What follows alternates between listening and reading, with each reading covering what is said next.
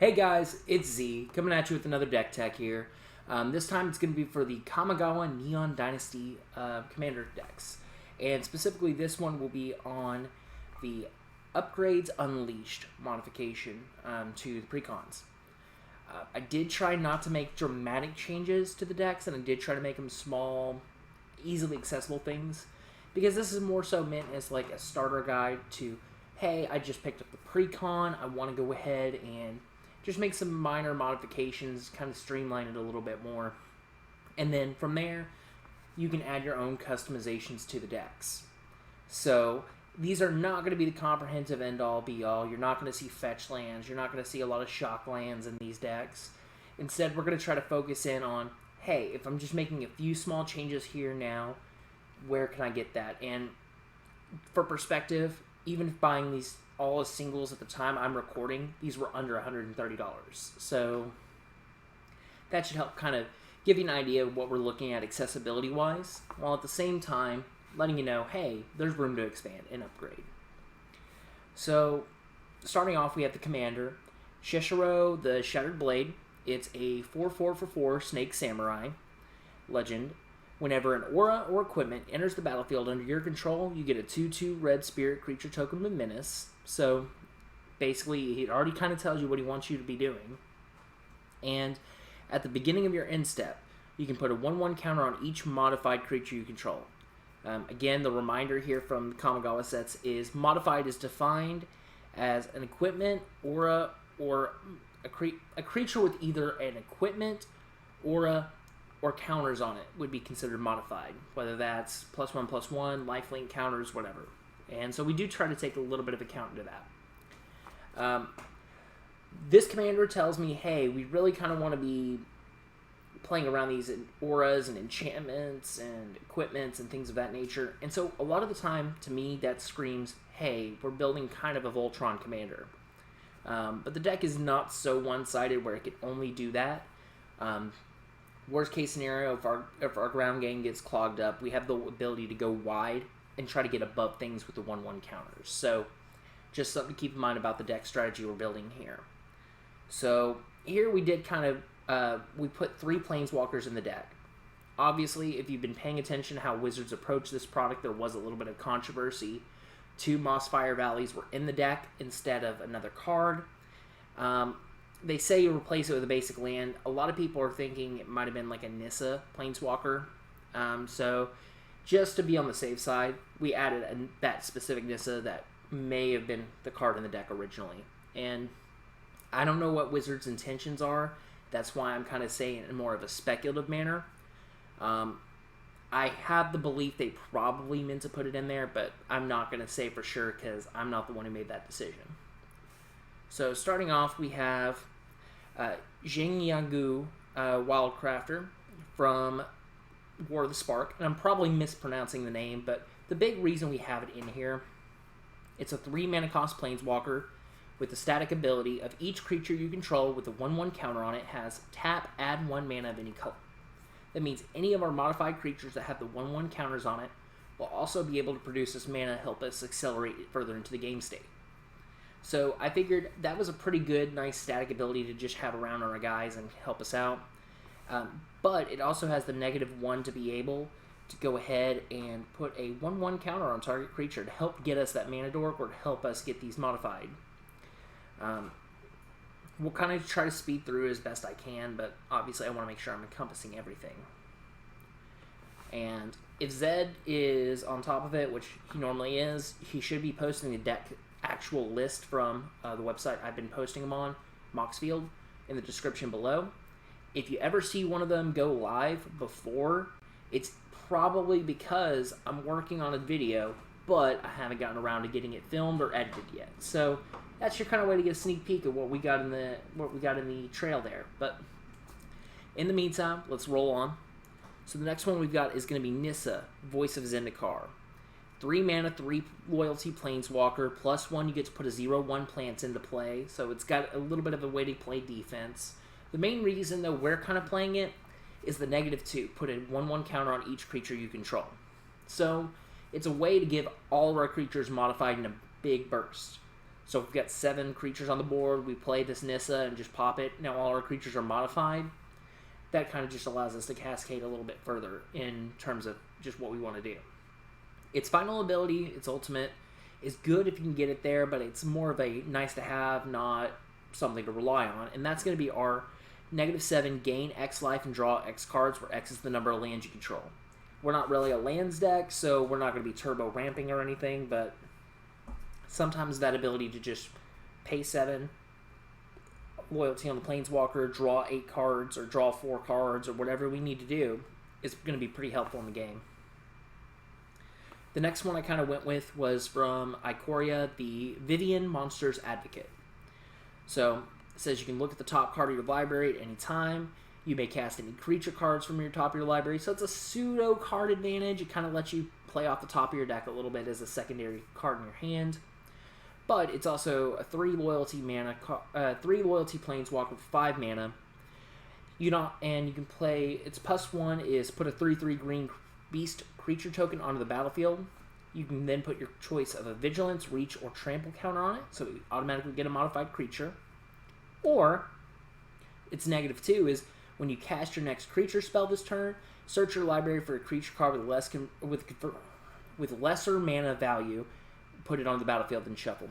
I'm used to convert mana cost. I will probably do that from time to time. Just kind of have to work with me here.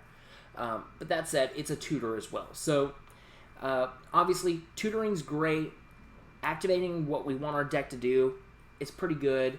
And it gives us a pseudo extra card in the hand, so it's definitely worth having around. So, I'm going to try to keep moving through the creatures one at a time, but try to move it with a purpose. The 6 slime is just good, versatile removal. It's got Death Touch, so it can actually trade favorable creatures, but otherwise, you can blow up a land, artifact, enchantment, some nasty thing you don't want to be seeing. One of the nice cards we left in the deck and came out in the pre-con was the Aki Battle Squad, and again, I may be mispronouncing it. It's 5 in red for 6/6 Goblin Samurai. Whenever 1 or more modified creatures you control attack, untap all modified creatures you control. After this combat phase, there's an additional combat phase. This ability will trigger only once per turn. So it gives us an extra combat here to try to get some extra damage in. And with this type of deck, we want to be the aggressor.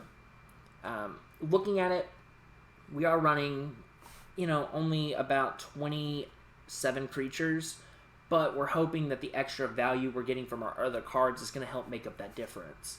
And we're not a very instant sorcery-heavy deck. We're pretty much wanting to do what we want to do and kind of react to the game state if necessary, but hoping our other people at the table will have more interaction than us at the most part. So the next card I kind of went through, and this is a new add to the deck, is the Battlefront Crew Shock. So can be blocked by more than 1 creature. It's a 3/4 for 5, so it's kind of weak for its rate, but what it's really here for is each creature you control with a 1/1 counter can't be blocked by more than 1 creature.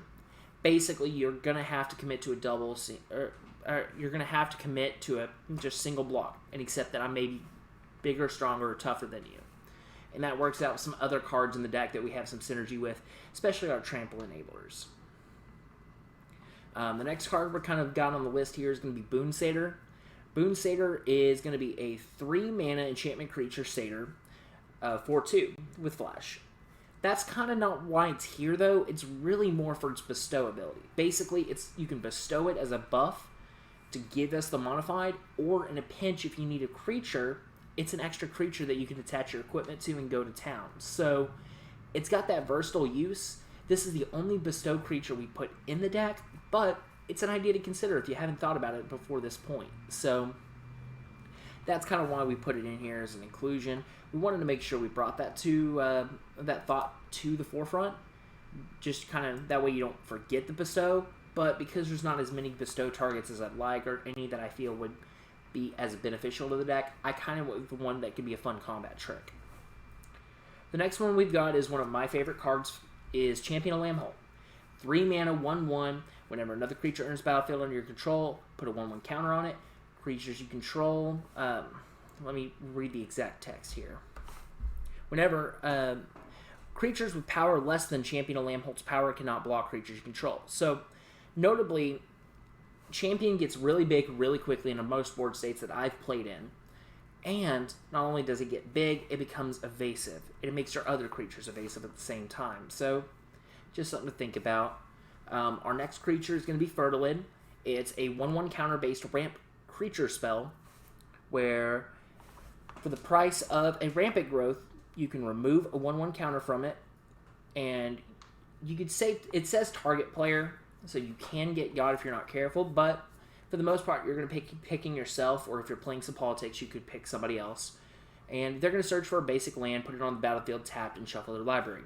It's 3 mana, comes into play with 2. So, assuming you're not modifying it with any additional counters, you still get 2 Rampant Growths for the price of this. And it's a creature that kind of synergizes with what we want to do. So, overall, I felt, since it was on theme, what we wanted to do, and it kind of helps us play the game better, it's worth having around.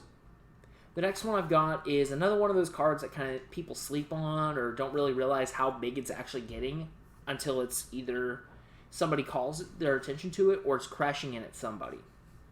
We've got Forgotten Ancient. 3 and a green. Whenever a player casts a spell, you may put a 1/1 counter on Forbidden Ancient. That's a player, you, opponents, whoever. At the beginning of your upkeep, you may move any number of 1/1 counters from Forgotten Ancient onto other creatures. So you can actually allocate or distribute those 1/1 counters as well from this creature. So he's actually a pretty good focal point or centerpiece for the 1/1 counter strategy we're wanting to go for, and still getting it out to everybody. So, the next card we kind of went ahead and added just because we felt it would be pretty decent on theme here. It's going to be the Incubation Druid. It's an Elf Druid, 0/2 for 2 mana. Tap, add 1 mana of any type that a land you control could produce. However, if you have a 1/1 counter on it, you can go ahead and add 3 mana of that type instead. We're playing with 1/1 counters. The hope is we'd be able to cheat a 1/1 counter into it, so that way it can actually access the 3 mana instead of 1 without having to go through its adaptability. If it does have to adapt, though, it's in a way that it gets us there. We don't necessarily need to worry about it, and it helps feed our 1/1 counter synergies. And just to recall, if you're not aware, adapt is 3 green for this creature with adapt 3.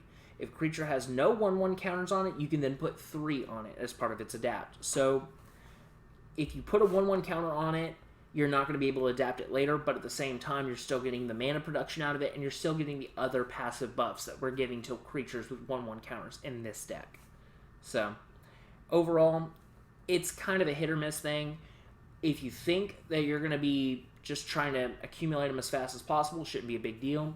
If you're going to kind of wait for the most value and you kind of want to just burst it in one shot like that, you might start with the adapt and then kind of roll from there. The next one we've got is going to be the Kami of Celebration. 4 and a red for a 3/3 spirit. Whenever a modified creature you control attacks, exile the top card of your library. You may play that card this turn, so it's kind of a red's impulse from the top of the deck here. So I really like this card. It's a pseudo card draw for red. And, you know, it seems like this deck can use it. It seems like it might be interesting if you can figure out a way to use it in some other decks. But this card I'm pretty down for.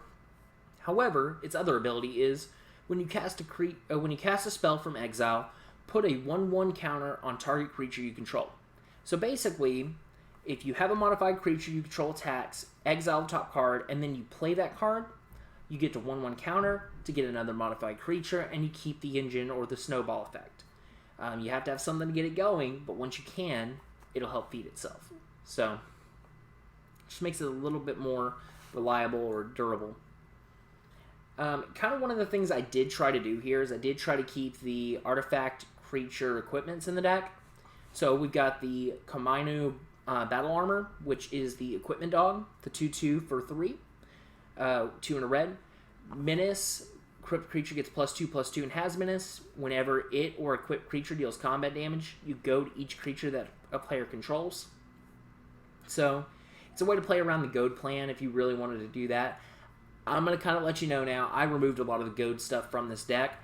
I didn't want to focus on the goad aspect of the deck. I wanted to kind of focus in on the modification aspect of the deck And notably, there's a really cool enchantment in this deck that plays around the whole modified effects. So I figure what better way to showcase that card that came out in this pre-con than building around that and around what the deck wants to do rather than the sub-theme. So just kind of putting that out there. If you prefer the goat theme, I think there are commanders for it. This deck does have a lot of good pieces for it. Maybe if y'all let me know, we can do a goat deck, so that way it's not the same thing. It's going to be a little bit different, and we can kind of bring you those flavored cards. But next up, we're going to have, since we're here, let's go ahead and talk about a little bit more of them. We have Lizard Blades from Kamigawa. So basically what I did, rather than just try to look in just the commander decks or kind of look back in the history, I did also account for the set coming out right about the same time. So we have Lizard Blades, 1 in a red for Equipment Lizard, 1/1 double striker. Equipped creature has double strike and reconfigure cost of 2. The battle armor had a reconfigure cost of 4. I should have mentioned that, didn't. That's on me. However, the reconfigure is you can attach it to target creature you control or unattach from a target creature. You can only reconfigure as a sorcery, and while attached, it isn't a creature. So if it's equipped to something, it's not a creature. If it's unequipped, it is. Not only that, it's not an equip cost, it's a reconfigure cost. I know we talked about that in the Kamigawa preview video, so Zed may actually include that annotation down below if he's already got that available, but I know we discussed that. So, and then what I'll do is I'll go ahead and I'll hit one of the other pieces that we included here as well, and that's going to be the Tanuki Transplanter. Same thing, 3 and a green, artifact, creature, equipment, dog, 2/4, with a reconfigure cost of 3. So we've got the 2, 3, and 4 in this deck. Whenever it or equipped creature attacks, you get to add an amount of green mana equal to its power. Until end of turn, you don't lose mana as steps and phases end. So, with that, it's basically going to be our way to go ahead and just ramp a little bit on our attacks and give us some post-combat main style effects that we can do. Here's where we're going to play some other creatures for defense, or here's where we're going to play other equipment and stuff to play.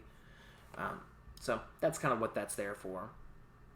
Kind of keeping on with the theme of the 1/1 counters, though, we've got Long Shot Squad from Khans of Tarkir. It's got Outlast for 1 and a green, and this is on a 3 and a green, 3/3 dog archer.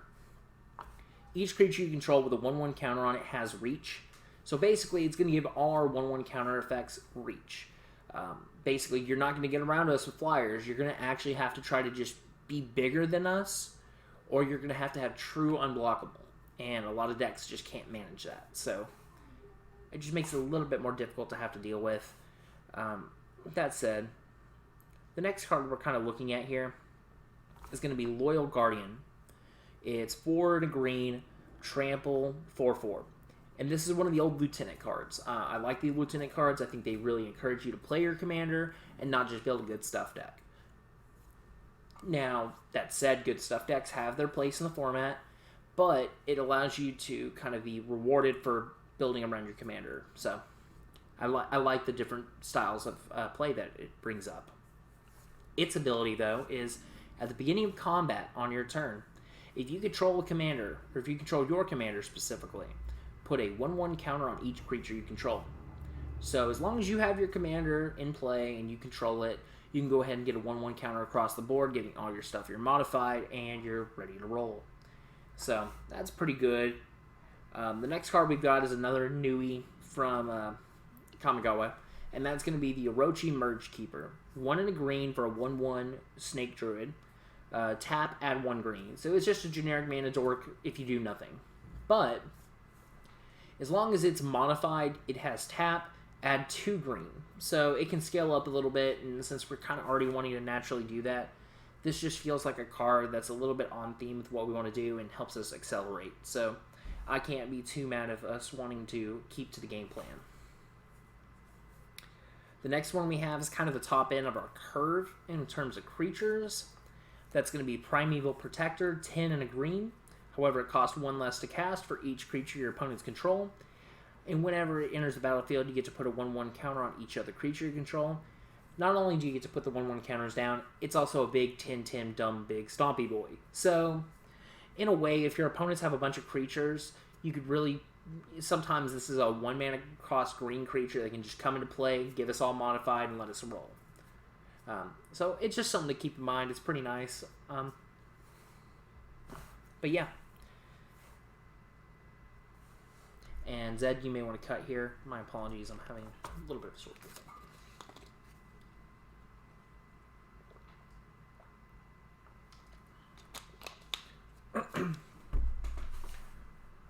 4, 5, 6. Okay, sorry about that. A little bit of a cough in my throat. I had to take a sip of water, and I didn't want to kind of have that, so that's where that chop came in.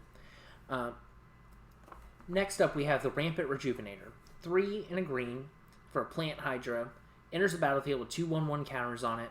When it dies, you can search your library for up to X basic land cards, where X is Rampant Rejuvenator's power, and put them on the battlefield, then shuffle.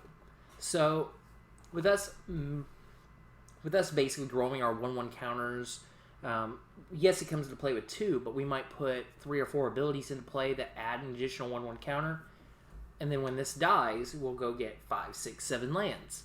So, it's actually not bad here. It's kind of helping us do what we want to do.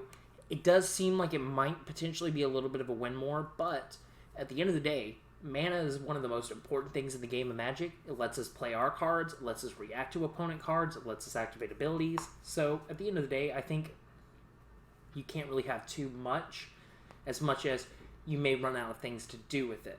And in those cases, that's where you might look at more card draw. So, but Rampant Rejuvenator here, I like it. I think that's kind of where we want to be. So, next up, card I brought in from Aether Revolt is Ridge Scale Tusker. When it enters the battlefield, you put a 1/1 counter on each other creature you control. Again, it's just another simple effect like that that's going to help us spread the wealth. It's 3 green to put in play for a 5/5 Pangolin Beast. I'm probably butchering the animal's pronunciation. But, you know, it kind of helps us do what we want to do. It helps us trigger modified. And, again, that's kind of why most of our creatures are here. We're about 20 creatures into the deck so far. And if you notice, there's not a lot of fluff or cushion. Most of them are what we want to do. They're modifying in some way, or they're reacting to being modified in some way. So, the next thing we're looking at is going to be Rishkar, Pima Renegade, Elf Druid for 3 mana, 2 and a green, 2/2 Elf Druid. When it enters the battlefield, you get to put a 1/1 counter on up to each of 2 target creatures. And again, each creature you control with a counter on it has tap, add 1 green mana. Kind of like we were saying, we just want our 1/1 counters to get us a little bit more than just a 1/1. Whether that's activating a modified ability, whether that's granting us trample, granting us reach, granting us these abilities to generate mana. So there's a little bit more to it. There's always a little bit we can always do there. So we're not just the traditional play creatures, swing into combat. We want to do a little bit more, and we kind of want to plan around our plays a little bit. The next one we kind of went with, this is one of those creatures that is a little bit of fluff, and that's going to be Sakura Tribe Elder. Most people familiar with this. It's 1 and a green, 1/1 snake shaman. Sacrifice it. You can search your library for a basic land, put it on the battlefield tapped, and shuffle. Very simple creature. It's been a long time kind of staple of the format, but it's one of those. It's an oldie but goodie. And really, at the end of the day, kind of like I said, we want to make sure we have ramp available to us, so that's a card I kind of left in here. The next one we have is a little bit of an interesting piece for protection. Notably, so it's Slippery Bog Binder. 3 and a green for a 3/3 flash hexproof creature. When it enters the battlefield, put a hexproof counter on target creature, then move any number of counters from among creatures you control onto that creature. So if you're going in for the Alpha Strike, gives you a way to move all your assets into one and give it some protection, or it's just a way you can flash in some protection for commander or other cards you don't want to see damaged. So that's just something to keep in mind here. That said, I think it's probably worth us having here. The next card on the list, we've already kind of discussed this idea with Forgotten Ancient. This is just a little bit of a different version. We have the Taurean Mauler.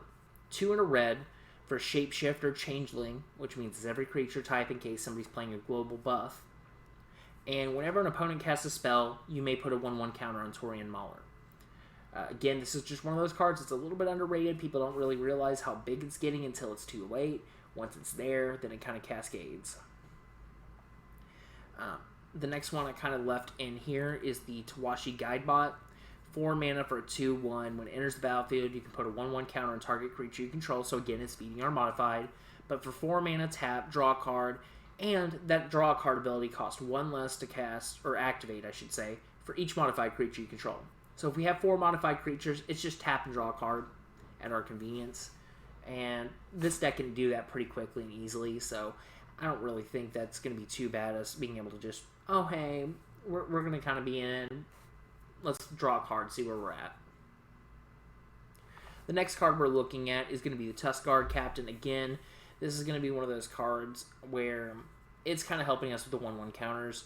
2 and a green with an outlast of 1 green.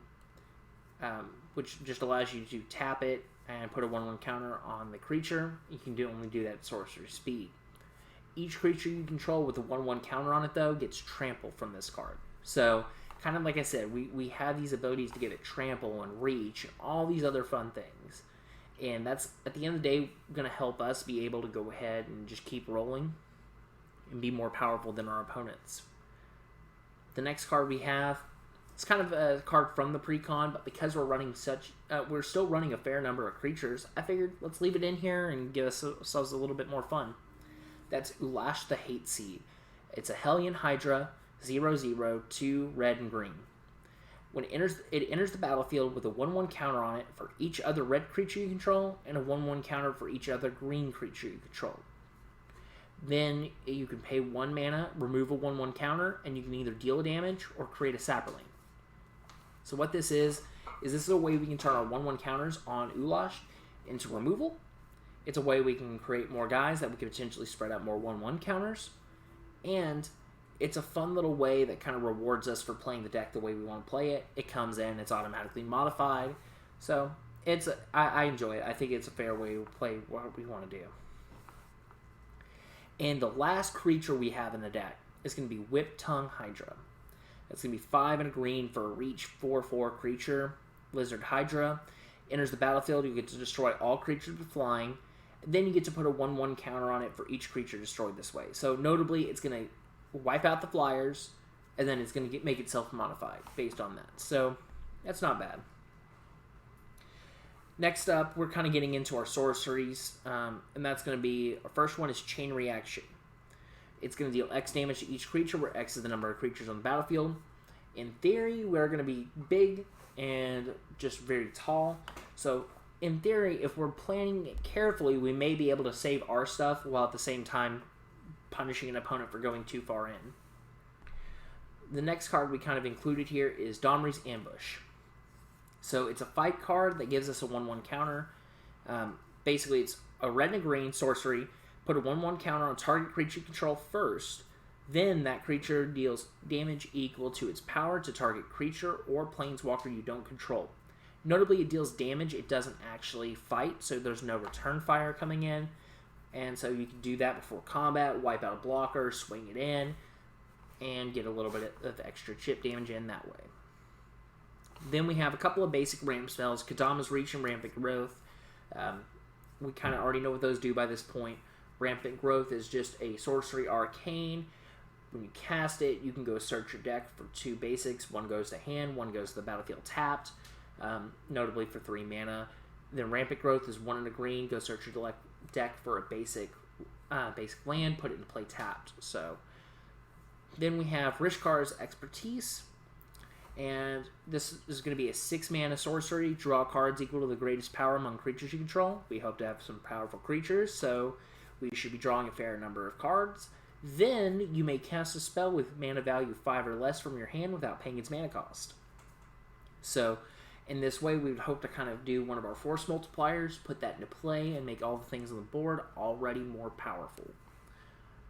But the big thing it's here for is really just to draw cards, but it's got that nice upside there. The next card we have is going to be 5 mana, Shamanic Revelation, sorcery, draw a card for each creature you control. Again, we can still go wide if we need to, and because of that, we can actually draw a fair number of cards. It's also got Ferocious, which means you can gain 4 life for each creature you control with 4 power greater. We're probably going to have most of our creatures in that Ferocious stance, or Ferocious state, so we're going to probably get a fair chunk of life, so it's a good way to swing the paradigm at the end of the game, where it's like, they think you got you on the ropes, and you just come out of nowhere. Shamanic Revelation. I had 1 card in hand, but I've got 3 creatures on the board. Back up to 4, and I've got 12 more life. Try coming at me again. It's just a way to kind of swing that momentum in your favor. The next one we have is a card from the Precon, and that's going to be Smoke Spirit's Aid. X and a red for a sorcery for up to each of X target creatures. Create a red aura enchantment token named Smoke Blessing attached to that creature. So they're going to modify creatures. So it's interesting application for your stuff. Those tokens have enchant creature, and when enchanted creature dies, it deals 1 damage to its controller, and you create a treasure token. So you can also use this as kind of an aristocratic effect to ramp you a little bit. So it's got some really interesting applications. I'd be interested to see how this one plays, kind of over the long term of things in those niche type of decks. So, but for here, I primarily have it to enable our modified, but we can also do some other fun tricks with it. The last card we have here is going to be Soul's Majesty. 4 and a green sorcery. Draw cards equal to the power of target creature you control. So it's a Rishkar's expertise without his free casting. But ultimately, I think at the end of the day, us having some big card draw burst helps us out and gets us where we want to be. So ultimately, I think that's what we kind of want to keep in mind here. Moving on, we have 6 instants total in the whole deck. First one is Beast Within. It's good unconditional removal. They'll get a 3/3 beast in response. So just be careful about what you do. Chaos Warp, same thing. It's very good unconditional removal. Where you're going to get rid of a permanent, they're going to shuffle it in the library. They reveal the top card from their library. If it's a permanent, they get whatever that permanent is. You might get rid of a Cabal Coffers, and they wind up with a basic swamp. Or you get rid of Big Scary Monster, and they get a Mana Dork.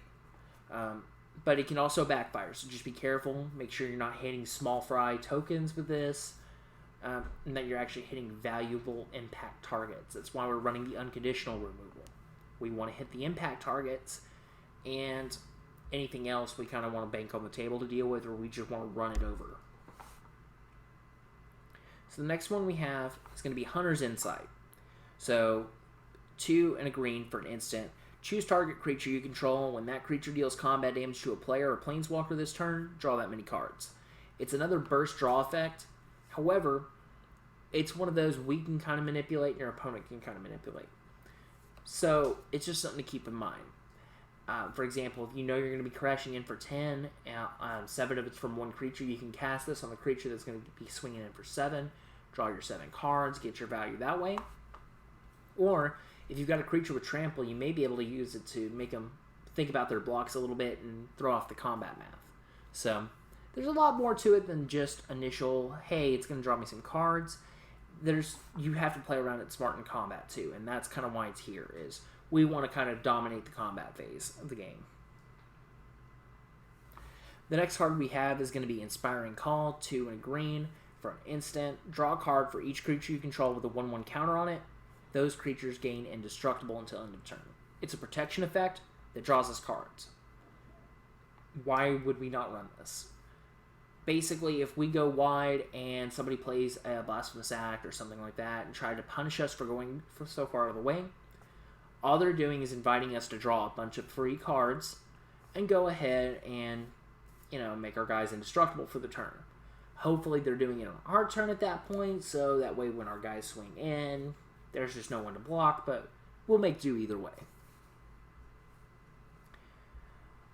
Then, kind of moving into the final section here, we have one of the new cards in the Precon, Silk Guard. It's X and a green. Put a 1/1 counter on up to each of X target creatures you control, so I can spread out some 1/1 counters, make things modified. And then auras, equipment, and modified creatures you control gain hexproof until the end of turn. So, much like we mentioned, this is another protection spell to help keep our things around or untargetable. And that way, our opponents have to try to just globally affect the board and hope that we don't have an Hunter's Insight sitting in rest. Because at that point, it's kind of just hard to break that for at least one turn. And then the last instant we have is going to be Starstorm. It's kind of there because it's a board wipe that we can use to kind of clear out some of the lower stuff. Or if we don't need it, we can cycle it for 3, discard it, and draw a card. Otherwise, it's X and red. So you're paying a red to have a modular board wipe in the deck here. So, kind of moving into the next section is going to be our artifacts. And I'll kind of break this into 2 parts. Because we have our modified equipment, our equipment to modify, and then we have some mana. Our mana is actually really simple here. We have a Soul Ring, which is the commander staple, everyone knows it, and Arcane Signet, which is going to help us generate 2 mana or red or green. Then we get into our actual equipment. We have Blackblade Reforged, which is just a beating. Equipped creature gets +1/+1 for each land you control. You can equip it to a legendary for 3, or you can equip it for 7. It's 2 mana to put into play. The next card we have, though, is one of the powerful beater cards in our deck. And this one, I think, will give us a lot of extra value. That's Ember Cleave. If you were playing Standard around this time, and you saw mono red, you kind of knew this card was a beating. But in Commander, I like it as well, especially for these type of decks. It's 4 red for a legendary artifact equipment with flash. It costs 1 less to cast for each attacking creature you control. So if you've got multiple attackers, it gets cheaper. When it enters the battlefield, it free equips to whatever you want it to equip to. It actually attaches. And then equipped creature gets +1/+1 and has double strike and trample. You can also move it around for 3 mana. So in this case, it's going to give us double strike to be really nasty with our 1/1 counters and other equipments. It's also going to give it trample to just punch harder than everything else. One of the other things we kind of left in the deck here, because we're wanting to be aggressive, and even if we get stalled out on the ground, we want to be able to get some damage through. We left Mageslayer in the deck. That's 1 a red, a green equipment. Whenever equipped creature attacks, it deals damage equal to its power to the player or planeswalker it's attacking. And then it's 3 mana to equip. So basically, if you've got a planeswalker that you really want dead, you can assassinate it with the Mageslayer. Otherwise, if you're trying to go for a player, it's just a way to either double up on the damage, or even if you're going to block me on the ground, I'm getting my damage in. So the next card we're including is going to be Swiftfoot Boots. I think it's pretty self-explanatory at this point, but it is a haste enabler, and it's going to grant our whatever creature we have it attached to protection, whether that's our commander, whether that's one of our enablers giving everything trample, or whatever the case is, depending on how we want to play this. The next one we left in from the precon as well, was Sword of Vengeance. Equipped creature gets +2/+0 and has First Strike, Vigilance, Trample, and Haste. Basically, it's a way for us to try to get some keywords, get that modified ability, and be a little bit bigger than our opponents. Because at the end of the day, our main go-to plan is, hey, can we get 1 or 2 big beaters, preferably our commander, and count to 21 with our commander. If we can't count to 21 with our commander, can we get there with the boys? So the next equipment we have is going to be Sword of the Animist, 2 mana. Equipped creature gets +1/+1. Whenever equipped creature attacks, you may search your library for a basic land, put it on the battlefield tapped, and shuffle. So it's it's a ramp spell that allows us to keep getting lands out of the deck, which will also enable our Blackblade Reforged later in the game, or help us get further and be able to play more cards. And it's kind of one of our early game setup cards. Moving on, we're in the enchantment section now. The first card we have is Bear Umbra. We kind of left it in the precon because it's just a good card. 2 a green, enchant creature. Enchanted creature has +2/+2, and whenever this creature attacks, untap all lands you control. And then it's got Totem Armor, which says if the enchanted creature would be destroyed, instead you get to remove all the damage from it and destroy this aura. So it's going to provide your creature a form of pseudo protection. This is kind of the big signature flagship card that we went ahead and we included here for this. And this is the big fun card, I think, in this pre-con. But before I get into it, let me make a cut because I'm having just a little... Hey guys, I'm back. Sorry, we had some technical difficulties. Kind of taking up where we left off, though, we have the next card, which is one of our enchantments in the pre-con. That's going to be Concord with the Kami. It's 3 and a green for enchantment. At the beginning of your end step, choose one or more. You get to put a 1/1 creature, a 1/1 counter on target creature that has one on it already. You can draw a card if you control an enchanted creature, or you get a 1/1 colorless spirit creature token if you control an equipped creature. So, the way this kind of works is it's going to amplify our 1/1 counters, giving stuff more. It's going to draw us cards for our enchantments, and it's going to reward our equipped creatures with giving us backup creatures in case something happens and we lose a creature to combat or death. So, ultimately, that's one of the nice fun cards. That's kind of what we wanted to build the pre-con around because those 3 central themes are the modify. So, I felt that was our fun way to build the deck and kind of give us a signature flagship card that we could work around. So, the next one we have is going to be Invigorating Hot Springs. It's 1 red-green. Enters the battlefield with 4 1/1 counters on it. If modified creatures you control all have haste, and then you can remove a 1/1 counter from the spring to put a 1/1 counter on a target creature you control at sorcery speed, and only once per turn. So, over time, you can move 1/1 counters through and make things modified, but it gives your modified creatures haste. So, it's pretty fun, pretty interesting. I like it. It's going to help us do what we want to do and keep aggressive. The next card we have here in the deck, this is one of the modifications we made, and that's going to be Keen Sense. So, if you've played blue and you've played with Curiosity, you kind of already know what this card is. This is just the green version of it. But if you're not familiar, it's 1 mana, enchantment aura, enchant creature whenever it deals combat damage. Whenever enchanted creature deals damage to an opponent, you may draw a card. So it's not combat damage, it's just damage in general. And so, if we're going to be building up one creature pretty big and we're going to be smacking in for a bunch, it just allows us to keep drawing and keeping cards in our hands, which is normally the problem I find with traditional aggressive decks like this, is they empty their hand, then something happens and the paradigm of the game shifts, and they're kind of running out of juice. This deck doesn't want to hit that same problem. So the next card we included here is going to be 1 with a Kami, 3 and a green, enchantment aura. Sorry, it's been an afternoon, but we'll get through this together. Flash, enchant creature you control. Whenever it or another modified creature dies that you control, create X 1/1 colorless spirit creature tokens, where X is the power of the creature. So if you have modified creatures dying a bunch, this is just going to keep feeding us with more spirits. If it's being modified with equipments, then we can kind of just keep the chain going. So it's pretty fun. The next card we have is Ordeal of Nylia. It's 1 and a green, enchant creature. When it attacks, you can put a 1/1 counter on it.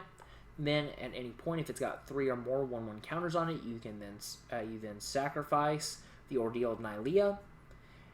Once it's sacrificed, you search your library for up to 2 basic lands, put them on the battlefield tapped, and shuffle.